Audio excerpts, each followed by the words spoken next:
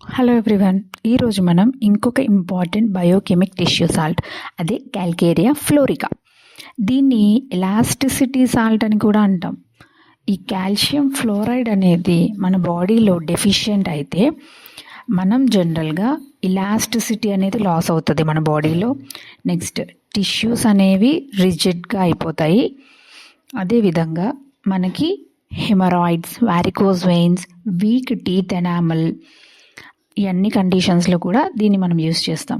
Bone conditions ఇలా. Next ఏమైనా growths, bony growths కానీ కార్టిలేజ్ గ్రోత్స్ కానీ ఏమైనా ఉన్నాయనుకోండి, అలాంటి కండిషన్స్లో కూడా యూస్ చేస్తాం.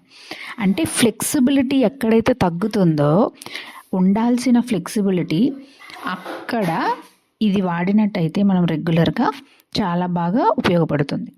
అయితే గుర్తుపెట్టుకోవాల్సింది, ఇది మనం ఒక వెల్ ట్రైన్డ్ హోమియోపతిక్ ఫిజిషియన్ గైడెన్స్లోనే తీసుకోవాలి.